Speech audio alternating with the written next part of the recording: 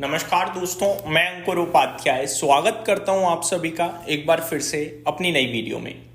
दोस्तों यहाँ पे आप सभी के साथ बात करने वाला हूं भारतीय बाजार के बारे में, जिसमें अचानक से आपको एक शार्प फॉल आते हुए दिख रहा है। डेज लो पे निफ्टी पहुंचा है और एक बड़ा बयान जो भारत की तरफ से आ रहा है ऑफिशियल लेवल पे है और कुछ अच्छा बयान नहीं लग रहा है ये। मतलब देखा जाए तो अच्छा है, लेकिन प्रॉपरली देखो तो इतना अच्छा नहीं लगेगा आपको। इसका मतलब अगर आप इसका निकालने चाहो कि इसकी इसकी जो कहते हैं ना कि मीनिंग क्या है, वो मीनिंग आपको शायद नेगेटिव लग सकता है। मैं आपके साथ शेयर करता हूं। पहले बाजार का हाल बता दूं तो निफ्टी डे लो पे खड़ा है इस समय 150 पॉइंट नीचे 25,740 पे।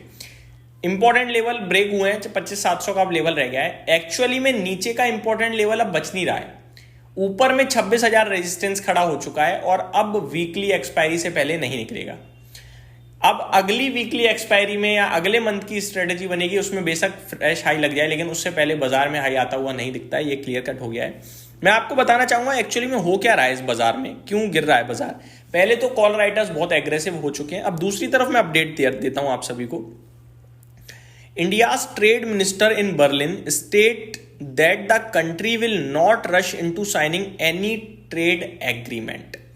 तो जो ट्रेड डील की बात चल रही है, वो भारत के ट्रेड मिनिस्टर तो ये कह रहे हैं कि किसी भी जल्दबाजी में नहीं है हम ट्रेड डील करने के लिए। पहली बात, और ये ऑफिशियल लेवल पे। अब दूसरी बात, India will not accept trade conditions from any partner that require cutting ties with other countries. इसका क्या मतलब है? इसका मतलब है कि कोई भी ऐसी ट्रेड डील करने के लिए भारत रेडी नहीं है जिस ट्रेड डील को करने के लिए दूसरी किसी कंट्री के साथ ब्रेक डाउन करना पड़े। अब भारत और यूएस के बीच में ट्रेड डील करने के लिए क्या करना पड़ेगा? रशिया से ऑयल परचेजिंग बंद, जो कि भारत ने ऑलरेडी अनाउंस किया है कि हम कम करेंगे।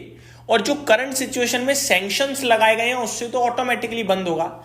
लेकिन इन सबके बावजूद भारत की तरफ से ये कमेंट आना, ये बाजार को पसंद नहीं आ रहा है। दूसरी तरफ, India's trade minister says European Union trade rules are harming trade relation. अब यूरोपियन यूनियन के क्या ट्रेड रूल्स हैं जो सैंक्शंस लगा दिए गए हैं रशियन ऑयल बाइंग पे। तो ओवरऑल देखा जाए तो कल से जो मामला शुरू हुआ है वो अच्छा नहीं है, और इतना भी क्लियर दिख रहा है कि भारत रशिया के फेवर में पहुंच रहा है। कहीं ना कहीं डायरेक्टली नहीं पहुंच रहा है, लेकिन इनडायरेक्टली पहुंच रहा है। तो ये सारी चीजें क्या कह रही हैं? ट्रेड डील को दोबारा से और आगे बढ़ा सकती हैं, ऐसा लग रहा है। और इन सब के बाद रात में प्रेसिडेंट ट्रंप भी कोई बयान दे सकते हैं।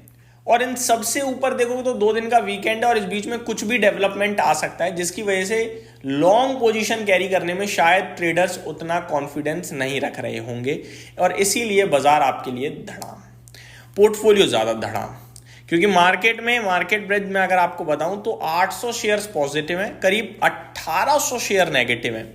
एक बढ़ने के सामने 2 से ज्यादा गिरने वाले हैं, और ये तो कुछ भी नहीं है। अगर मैं बीएससी की बात करूं तो एक बढ़ने वाले के सामने करीब 4 से 5 शेयर्स गिर रहे हैं इस समय। तो काफी खराब सिचुएशन डेवलप होते हुए दिख रही है, ऐसा मेरा मानना है। बात करें दोस्तों कुछ और इंटरेस्टिंग अपडेट्स की जो आपके साथ शेयर करना जरूरी है। निफ्टी में केवल 12 स्टॉक्स पॉजिटिव रह गए हैं, सब लाल निशान में फिसल गए हैं। सिप्ला और हिंदुस्तान यूनिलीवर में 3.5% की गिरावट है। Kotak bank, UltraTech cement, Adani ports 2% नीचे हैं। ऐसे में आप सभी के मन में ये भी हो रहा होगा, भाई कल तक परसों तक तो सब पॉजिटिव थे, आप भी पॉजिटिव थे, अभी नेगेटिव बातें कर रहे हो।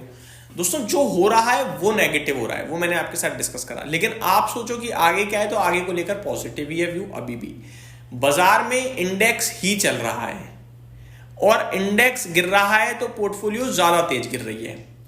इंडेक्स ऊपर जा रहा है तो पोर्टफोलियो ऊपर ज्यादा नहीं जा रही है। ये बाजार की इस समय कंडीशन है। मेरा मानना यह है, आपको ट्यूसडे तक हो सकता है कोई बड़ी तेजी ना दिखे, गिरावट दिख सकती है, लेकिन तेजी मुश्किल है। हो सकता है उछल जाए दोबारा, हम 25,900 के आसपास आ जाएं, लेकिन 26,000 पार ट्यूसडे तक नहीं होगा। और इसीलिए मैं आपसे यह कहना चाहूंगा कि जिसके पास भी लॉन्ग पोजीशंस हैं, अगर स्टॉक्स में इन्वेस्टमेंट वाली हैं, तो इस पैनिक में, आज के दर्द में बेचकर मत जाना। किसी के पास निफ्टी में लॉन्ग पोजीशन है तो मेरा मानना है कि प्रॉपर स्टॉप लॉस रखिएगा, और हो सकता है तो एग्जिट के मौके तलाश लीजिएगा, लॉस बुक कर लीजिएगा, क्योंकि आप बाउंस बैक के लिए वेट करो, पता चले बाउंस बैक तो ना आए और ज़्यादा गिर जाए, पॉसिबिलिटीज है, क्योंकि कमेंट्स उतने अच्छे दिख नहीं रहे हैं मुझे। बट इन सब के बाद मेरे को लगता है कि बाजार इन सबको ज़्यादा देर तक सीरियसली लेगा नहीं, क्योंकि एड्रा एंड ट्रेड डील आनी है, ये हम सभी को पता है। दोस्तों स्टॉक स्पेसिफिक एक्शन भरपूर है। मैं आपको बताना चाहूँगा पीटीसी इंडिया फाइनेंशियल सर्विसेज के नंबर्स आए थे कल और बहुत ही अच्छे लगे बाजार को नंबर्स, इसीलिए शेयर का प्राइस अगर आप देखें तो 14% ऊपर खड़ा है। बाकी ज़्यादातर स्टॉक्स नेगेटिव ही दिख रहे हैं मुझे, चाहे वो लॉरस लैब्स हो, वर्धमान टेक्सटाइल हो, टीटीएमएल हो, हिंदुस्तान यूनिलीवर हो, कोलपाल हो, ये सभी आपके लिए लाल निशान में है। सागर सीमेंट भी 6% नीचे, नंबर्स इसके ठीक थे, लेकिन अल्ट्राटेक भी अपने अच्छे नंबर्स के बाद नहीं चला था, तो मैंने आपको कहा भी था कि पता नहीं ऊपर जाएगा नीचे जाएगा, इसलिए अवॉइड करेंगे, बट नीचे जाता हुआ दिख रहा है। रिजल्ट कैलेंडर की बात करें तो आज बड़े नामों में एसबीआई लाइफ इंश्योरेंस है, doctor Reddy, SBI card, Coforge, ITC hotels, Aditya AMC, क्लक्स services, Latent View analytics, Cigniti technologies, NACL industries, ये कुछ स्टॉक्स हैं, इनके नतीजे आज आते हुए दिखेंगे, तो हमें रिजल्ट्स का वेट रहेगा। ओवरऑल बाजार इस समय थोड़ा कॉशियस साइड पे है और मैं आपसे ये कहूँगा कि सावधानी से काम करें। लॉन्ग के बारे में या शॉर्ट के बारे में इस समय ना सोचें, ये वो समय है जहाँ पे आपको 3 दिन अब बिताने पड़ेंगे बोरियत के साथ। आज कोई सौदा नहीं करना, कल कर नहीं पाओगे, परसों कर नहीं पाओगे, और मंडे भी मुझे नहीं लगता ये मौका देगा बाजार आपको। यही समाप्त करता हूँ इस वीडियो को, उम्मीद करता हूँ डिटेल्स पसंद आई होंगी। Thank you so much for watching this video, have a great day guys.